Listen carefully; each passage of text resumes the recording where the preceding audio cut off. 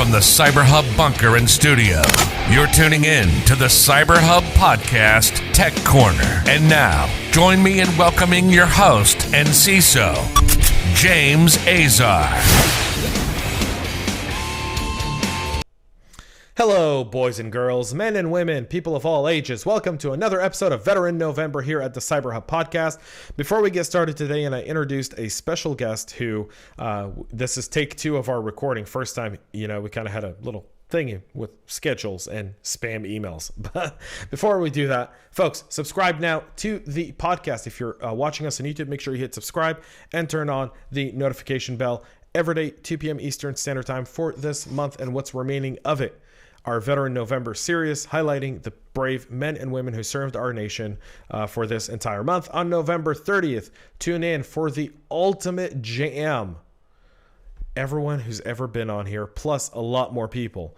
We're going to have on Brian Lozada, who's the CISO over at HBO Max. We're going to have on Chris Cochran from Hacker Valley Studios. We're all getting together, and we're just going to do a veteran mashup on Monday, November 30th, so you can get a lot more information on our social media pages by going there as well. And you can find all of our content at cyberhubpodcast.com. And now that's it. I'm done, folks. All right, Jason Mueller, welcome to the show.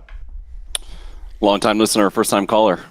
I love it. That's the first time anyone's ever said it. You get a check for that. Oh, check man. For that. All right. I was afraid I'd be the second or third or that's a first. I used to do call-in segments where people would submit questions and we'd try to tackle them. And I was getting way too many questions from parts of the world where I didn't want to answer those questions. So I was like, okay, we're done. We're just going to cancel this segment. We're just I can only imagine. No, I'm not answering Chinese questions at this time. I'm sorry.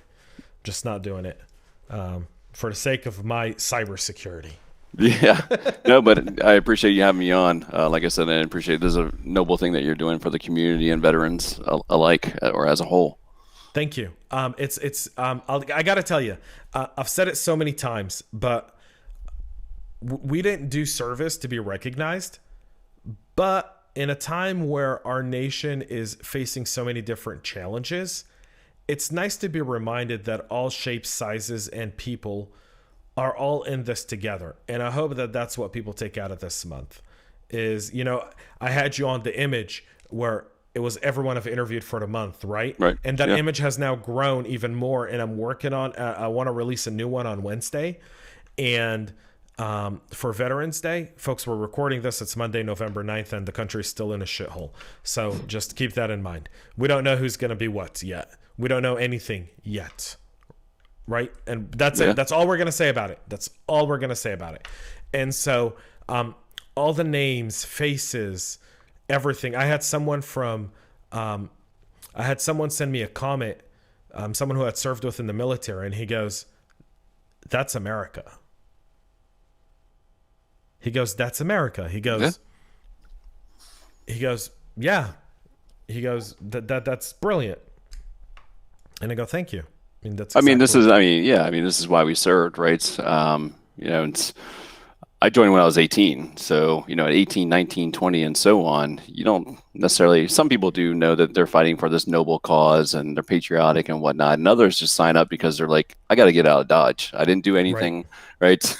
All my friends are going off to college. I got to figure something out. Otherwise, I'm going to be flipping burgers, which, don't get me wrong, honest work is honest work, right? But at the same time, understanding now being, and I think I've been out almost 13 years, right? And being more patriotic than ever and understanding that, there's this divisiveness that's taking place across the country.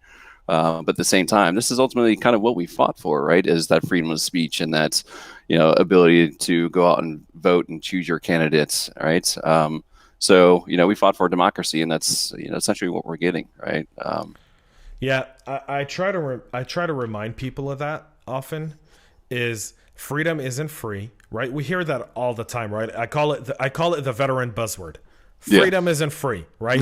We have a bunch of cyber buzzwords, but the veteran buzzword is freedom isn't free. But at the same time, freedom is ugly, right? I mean, as veterans, we know ugly. And I don't mean battle ugly. I mean each other ugly. Basic, Hell Week, the first 72 hours, the first 96 hours where you're kind of pushed, broken, and rebuilt Right. in that period of time, right? And that's ugly because people see other people breaking down, people wanting to quit, people wanting to walk away, people throwing up, people passing out. I mean, people getting injured. And we're there for each other. No one looks at the other and goes, well, who do you think he voted for? Yeah, man, that's great. Yeah. I wasn't expecting that part of it, but yeah, that's perfect. Yeah, absolutely. We don't say that. We see someone fall, we go, all right, go get him. Mm-hmm. Go get him. Right? We see someone get injured, we're like, medic, right? No one says, who do you vote for before calling for medic? Yeah. Right? We don't have that. And that's the great part of our nation. That's what makes our country great, is we've never seen through the lens of politics. We've seen through the lens of being accountable for one another, accountable to one another, accountable to our flag, to our nation, to our national anthem. And there's a sense of patriotism to that, and there's a sense of love and appreciation that when I walk and I see people, supporting whatever cause they're supporting, I'm all for it, as long as it's not communism. Right. Yeah. Absolutely. Right. It's funny. I used to say the two best days in my career were when I joined the Navy and when I got out. Right. And now sitting here saying, well, man, I really do miss a lot of that. Like, granted, there were bad times, right? Don't get me wrong, right? There were times you're working 12 hours, especially me. I was forward deployed. I was on a carrier. I did 3 cruises in 3 years. And then you got to count for workups and all that, right? So I did the math. It was essentially just over 2.5 years of being at sea, physically being at sea, right? And those are the days when you're sitting there 12 on, 12 off, saying, man, what am I doing? This is crazy. But then when you transition, you finally get that shore duty, if you will, right? And you're sitting there and you're playing softball with these guys. You're crushing a 30-pack after the game, whether you won or lost, and you just have that camaraderie and that brother in arms mentality.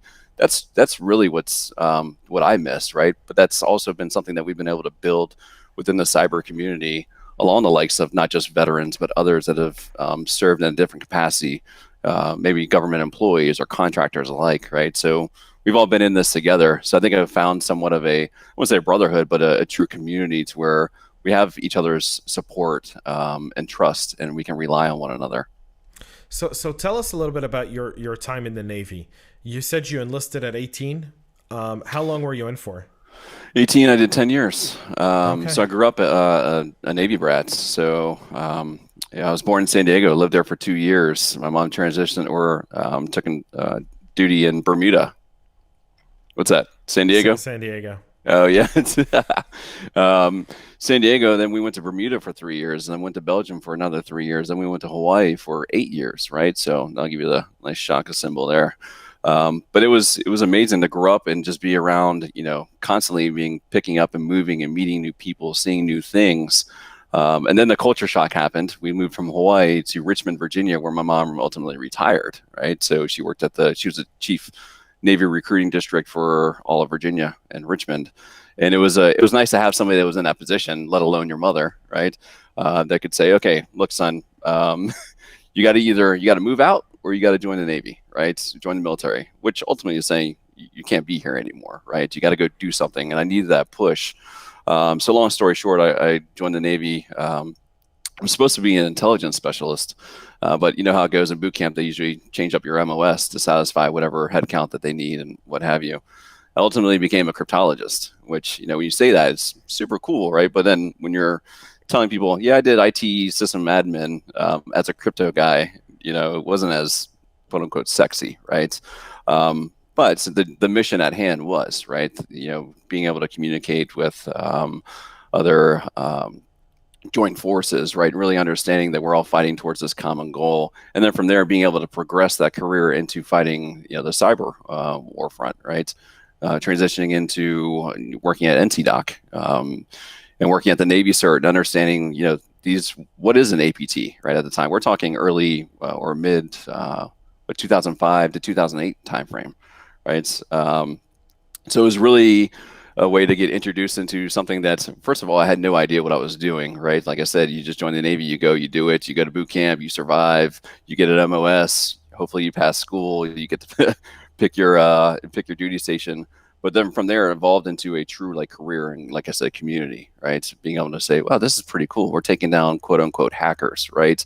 Which it's got that Hollywood buzz to it. But when you're doing it in the form of protecting, the warfighter and assets, our own assets alike, right? There's a lot, back to the patriotism, right? There's a lot that's invested in that other than just, doing this because it's my job or doing this to earn a paycheck. Well, it's the fifth dimension. Yeah. Right? I mean, cyber is that fifth dimension, and it's a dimension that knows no ceasefires, right? It knows no times of peace. It knows no calming down of assaults. Like it's going on all the time, 24/7, 365. This cyber realm is different from all other realms. Right, it's different because of the fact that there are no ceasefires or temporary cessation of hostilities. Yeah. That it doesn't exist, and so it's also victimless and unseen. Right, what made people aware of wars? Right, if we go back in our history as a nation, it was Vietnam. Right, it was the embedding of journalists with our troops in Vietnam and seeing. Sensationalizing, right. And so we don't get attention on cyber because there's no way to sensationalize it. Well, there is now, right? And I think, unfortunately, however you want to look at it, I mean, like ransomware, right. Seeing that, there is no boundaries, global healthcare organizations getting hit with ransomware, and there are bodies associated with that, right? From what's been documented and what we've seen in the news. And that's where, it feels that's when you have that noble cause, knowing that when I'm positioning a technology, right, that it's going to bring, it's going to help my customer, right? It's going to put them in a better position to defend and support that of the operator, the analyst, the warfighter, so that it doesn't come down to this. But I think we are definitely getting to that point, right? And that's not to say that it was, necessarily a targeted attack, but it could have been in that nature. And then what, right? It does become a victim crime, if you will. But it doesn't right? have the same sensationalism as death, right? And right. I think that's the one aspect of it. You're right about ransomware, and we can have the ransomware discussion. Absolutely, but I think the one aspect of ransomware that most people tend to kind of I don't want to say forget, but no one looks at it is, well, they've got insurance will pay for it. They do recovery. That's where I was going to go with that. Yep. And things go back. Why didn't you just pay the ransom? Right? Yeah. And no one thinks of where the money's coming from because we don't understand. And I think specifically, our generation, and I think you and I are around the same age based on your military time, we don't understand the value of money. We don't comprehend the value of money because we grew up in the banking era. Mm-hmm. So the banking era is you can have $500,000 in the bank, and for you, it's just a number on a piece of paper. Our parents, our grandparents knew the value of money because they carried it in their pockets. They had it in their homes. They had very little in the banks because people didn't trust the banking system. People didn't trust the banking systems until the 80s and 90s. Right. So there's an aspect to that where ransomware and financial crime. Think of the Bernie Madoff thing, right? And I don't want to get stuck on that, but the Bernie Madoff thing is one of those where the guy stole billions, in the Ponzi scheme, but the media covered it not because of what he did, but because who he did it to. Right. Well, now we move towards a world of digital currency, right? And having a ledger and be able to account for every single move and transaction that's being done. And I don't know why that wouldn't be welcomed, right? To alleviate things like that from happening, and that's happened in the past that left so many people, without funds that they trusted this individual to securely invest, right?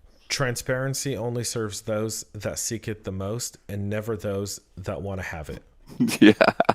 Let's talk a little bit about your transition from military to civilian here, Veteran November. You and I can have a cyber conversation for ages, and we may have to do that. We may have to do like a fun APT conversation. Let's talk a little bit about that transition from military to civilian. 10 years in, 10 years come up, you're ready to transition out, you're ready to go back to being a civilian. What was that like for you? So let's actually rewind a year prior to that, right? So 9 years in, I'm sitting there with a group of friends that we all knew that we were going to transition out of the military, right? Somewhere at the 6 year mark, I was coming up on the 10 year mark. And we really wanted to understand how we could not just break out and be successful in the civilian world, but how we can build upon this community, like I said, right, from a cyber perspective. So we got into doing the same things along the likes of what you're doing with podcasting, right? So by way of podcasting, it allowed us to not only enhance our own knowledge base, but really start to break out and build a network of folks that, could help us along the way as well. So by doing so, it really allowed us, like I said, to rely on folks that were like silent mentors, right? To really see how they've already transitioned. They've moved into positions of leadership or executive level or even individual contributors.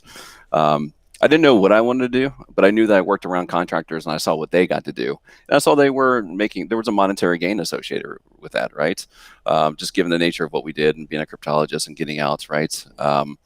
It was a very difficult conversation, though, especially coming from a prior military background or prior military with my mom, right? And saying, hey, I know you did 23 years. I'm about to do 10 and skip out of Dodge and go see if I can make things work in the civilian world.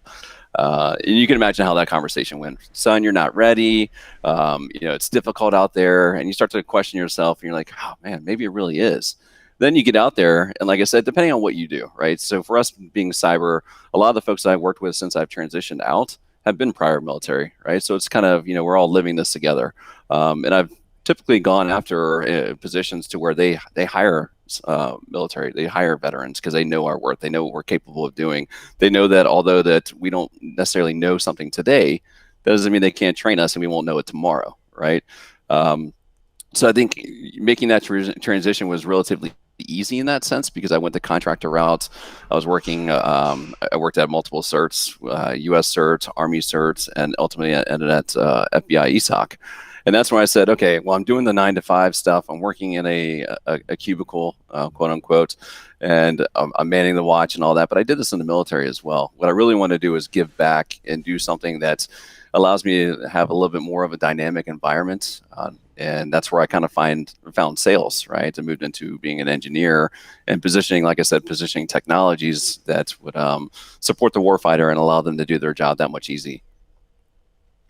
That's awesome. So, kind of a lot of veterans that come from cyber, right? And I say specifically from cyber and IT, in the history of now Veteran November, and I've recorded probably 22 episodes now. So I think I don't want to say I got a pollster sample size, but I've got a pretty decent sample size, right? So what I've noticed is a trend. IT cyber folks end up going to the defense industrial complex, right? One of the contractors, they get a job so you don't really exit you're out of the military, but you're not really out of the military. You're just serving in a different capacity. Yeah, you're serving in a separate capacity. You're making probably a little bit more money. You're living in civilian quarters. You take weekends off. You've got the opportunity to really feel like a civilian and enjoy the freedom per se. Yeah. And a lot of people that have in cyber that came from combat or different units didn't go down that easy route. A lot of them left, kind of had to really fight their way into cyber, taking boot camps, getting certs, doing all of that stuff. So when did you really step away from the defense industrial complex and went into the full-time civilian role? How long ago did you do that? Well over 10 years. I mean, it took a matter of, I think the 2 years after I got out, once I kind of got a grasp on everyday life as a civilian, really understanding, okay, it's not as difficult as it was made out to be, right? So when you go to the transition classes, when you're in the military, you're not in there with just cyber guys, right? You're in there with everyone. So you don't necessarily know their skill sets, nor does the instructor that's teaching that class how to properly transition. So you start to hear these generic blanket statements, right, about how difficult it is. But like I said, that 2 year capacity of working alongside the warfighter, right, and that defense industrial base really allowed me to say, okay, well, this is great. I love doing this, but I really need to go and do something else outside of this. And when you brought up certifications, that's another thing I didn't mention too, is being able to take advantage. I mean, right now, all the free training you can get for veterans, or not veterans, for enlisted active duty etc., whether it's cyber or basket weaving, right? They're paying for it. The military's paying for it. So get the training that you can. I think I did like 4 certifications, 3 of which were SANS based, GCIA, GSEC, all those good certifications that really helped, build that look good on paper, right? Obviously, you have to know what you're doing from a day-to-day, hands on the keyboard perspective. But yeah, training, knowledge transfer, getting out in the community, whether it be conferences. ShmooCon's always a great one because that's local to me, right? And really seeing that there's a community of folks that are doing exactly the same thing that you've done or you're doing, right? And like I said, being able to be open and honest with, hey, man, how'd you do this, right? And people are more than willing to have conversations with you to help you along the way. Very seldomly have I come into a situation where someone's like, "Nah, man, you're on your own. I'm not giving you any advice," right? So this really helped. Now, hindsight, being on the vendor side is especially difficult, right? I mean, I've been working at startups for the last 10 years, and these are fast-paced environments of which majority of folks that I've worked with at these places have been prior military or have been veterans, right? So we understand, the fast-paced environment. The thing I always chuckle about is when you sit there and you're in that interview and you get asked a question, well, tell me about a time that you've been in a stressful environment and how you handled it. And you're like, do I talk about Kosovo? Do I talk about enduring freedom? Like all these things that you sit there and you think that when you're comparing yourself against someone that's maybe up against the same position that didn't serve in the military, am I going to align? Am I going to meet those requirements that this employer is looking for? And then when you get in those interview situations, you realize, wow, I really have done a lot. And I think, James, we're really humble about that, like you said, because we're not doing it for, this fame or that notoriety. We're doing it because we support the warfighter, we support the mission, and we truly believe in what it is that we're doing. Yeah, I actually hate those interview questions, despise them. I don't ask them. Yeah. Those. It's hard to not laugh at those, right? You're like, well, you hear that question, and everyone knows those are the questions you're going to get. I think that's very lazy from a hiring manager to ask that question. Oh yeah, without a doubt. That's a check the box type question. That was just a generic example, though, right? I have been asked that, Right.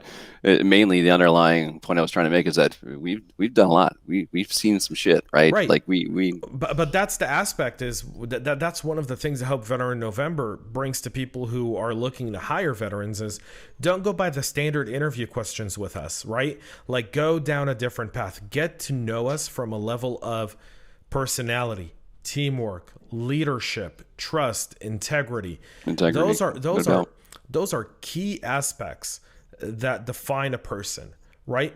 And those qualities cannot be trained, cannot be taught.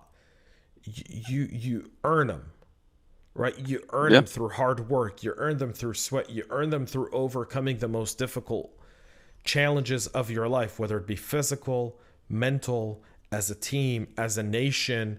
You look at those challenges and you go, that's how I'm going to win. That's how we're going to get to the other side of that. It's funny. I remember I was in an incident response situation and we had a group of people in there and several of us were veterans and I was quarterbacking the incident response and I had quite a few civilians and people who were very, very smart, but they couldn't see the other side, right? They couldn't see the light at the end of the tunnel. They couldn't see where we need to get to yet. And I went to one of the guys who I was working with. He was at the time he was an Air Force vet. Mm-hmm.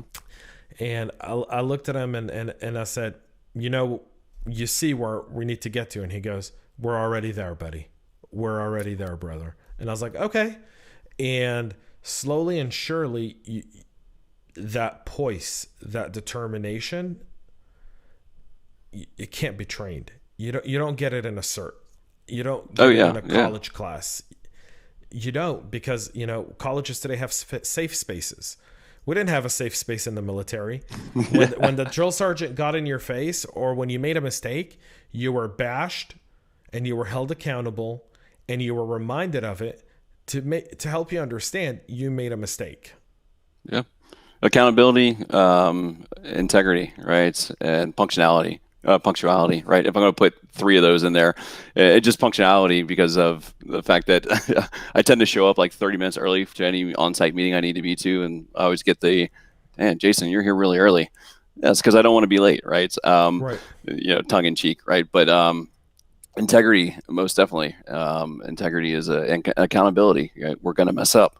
We're human. That's what we do, right? Especially when you're in the business of, for me, selling software. There's going to be bugs in code. It's human derived. It's human written, right?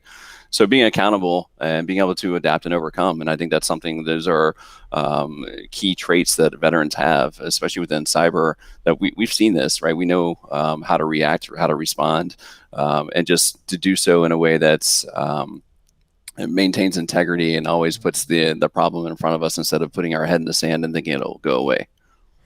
Yeah. Working through a problem is something that I think is really, really important. I like to do, you brought up the job interview. What I like to do with veterans is do whiteboarding sessions for a job interview. Oh, yeah. Those are fun. Yeah.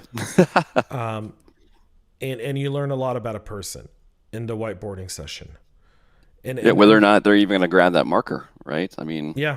I mean, I've seen that happen in the past too, where folks just buckle. And I'm not talking from a veteran standpoint. I'm just talking straight civilians. Yeah.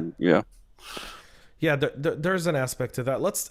We're almost out of time though, but I want to ask you kind of what are some of your advice for people looking to get into cyber who are veterans or people who are currently in active duty and kind of, you talked a little bit about taking advantage of training, but what else would you suggest for them to do? You were a Navy brat. So technically, you served in the military 33 years, 23 years with your mom, 10 years right. Yep. yourself. So share a little bit of that 33-year wisdom with us, Jason. Yeah. Well, it's a great question. Along the likes of, like I said, getting all the training that you can while you're enlisted or active duty, being a part of the community. Once again, it's extremely important that if these are the folks that you're going to be working alongside when you do transition out, whether it be at a SOC or a CERT or just at a private company, right? It's getting to know the folks that are in the community that can provide that level of knowledge transfer in order to be successful, right? And that could be outside of just being cyber focused, right? That could be just transitioning as a whole, but also utilizing all your resources that you have available to you, right? With regards to the VA, utilizing the GI Bill, post 9/11 GI Bill. I'm still using it myself, right? I mean, there's a wealth of knowledge to be gained outside of what we're doing on a day-to-day basis that are just, it's good to have higher education, right?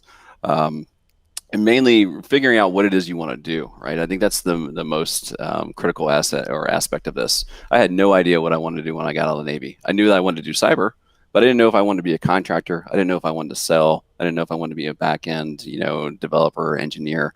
So having conversations with folks that are working these, wearing these multiple hats or working in these different areas of responsibilities, I think will help too for you to understand, okay, when I do make that transition, all I want to do is code Python and I want to, stick to that.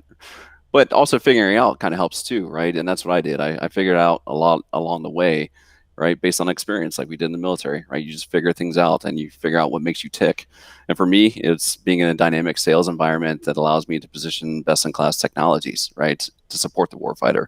So, I think leveraging your community is definitely probably the most key aspect to this, because you see on LinkedIn, we're everywhere, right? And we're all willing, much like being on this podcast alone, to help one another out. Yeah, I always say that. My hope of Veteran November is to have one single library on YouTube where a veteran can go and just listen to it as he's doing PT every single day and get half an hour and hearing from different people from different backgrounds and different MOSs and different specialties of how they kind of made it in the civilian world and where they are today. And it's something to highlight, right? I think oftentimes veterans are associated with, some of the drug, alcohol, homelessness, and, the 22 a day problem that we have, the 22 a day chaos, the 22 a day, what's the right word for it, Jason? For 22 a day? Yeah, 22 a day is a pandemic Yeah, it is. It is. Not to take away from COVID, but it's definitely a pandemic. I mean, you're going to fight. I mean, transitioning out, you're going to fight adversity. You're going to fight adversity well after you've transitioned out. Like I said, I've been out for 13 years, and every day is I wouldn't say every day, right? But you're going to be working along different personalities, folks that have never served before, right? So you have to be understanding and I wouldn't say sympathetic. That's probably a poor choice of words, but just understanding that we come from all walks of life, right? And I'm guilty of it, right? I've come from the wearing the uniform where we have to do this now or else, right? Instead of taking a step back for a moment and say, okay, well, why is it we're doing this? So it's a little bit more calculated, I think you could say, based on my experience and what I've endured, but also knowing there's definitely going to be unique personalities, right, that you're going to have to adapt and overcome and learn to work alongside, and knowing that we're fighting towards a common goal. Yeah. Final question, Jason. What's one thing you miss about your time in the Navy? Oh, man. Definitely miss the camaraderie. But like I said before we kicked this off, was the softball games, the 30-pack after the softball games, win or loss. We were all in this together, and it just brought, it was a way to just break away from our day-to-day and really understand each other as human beings, and not just, folks that are wearing a uniform and fighting the war on cyber, right? So it definitely miss the camaraderie and the structure, right? Structure is good at times. It's good to have some structure and some process. It's good to have structure all the time. I'm a firm believer in structure. Yeah, absolutely. I think the lack of structure is the recipe for chaos. Yeah. It is. Structure is critical. Jason, thank you for coming on the podcast. Folks, we're out of time. I'd love to talk to Jason more. He is a fascinating person. 33 years in total in servitude, 23 years with his mom, and another 10 on his own. So people always say to kids, don't serve when the parents serve. And I'm like, you've never met the brats that grow up along the military. They serve if just as much, and sometimes, if not more, than the parent. Because of the stuff they have to go through. Moving every few years, you don't really get to have a lot of friends. You don't really get to maintain now they do, right? Social media. Add me on Instagram, okay. And stay in touch. But back when you did it, it was writing letters. Yeah, absolutely. Which I wasn't very good at. So. Right, which most kids aren't very good at. What are you going to sit down and write a letter? Hey, Tom, how's it going? Are you still playing baseball? Right? It's just, it's not the same. And so you serve just as much. And it's great to be able to talk about that a little bit and get some more out of it. Folks, that's it. Jason, thank you. Yeah, thank you much. I appreciate it. Folks, Veteran November, an episode every single day except Saturday for the month of November. 26 veterans, November 30th. We have our big kind of sealing off party. You'll see more information on our LinkedIn page for it. You can sign up. We're not going to do it on LinkedIn Live, folks. This is going to be a Zoom conference call where I'm going to vet everyone who comes in. And so you'll have to sign up and join us, and you'll get the Zoom link in your email. We were going to do it live, and then I decided that to keep it veteran friendly, and to also kind of be able to bring back a little bit of that camaraderie that everyone keeps talking about.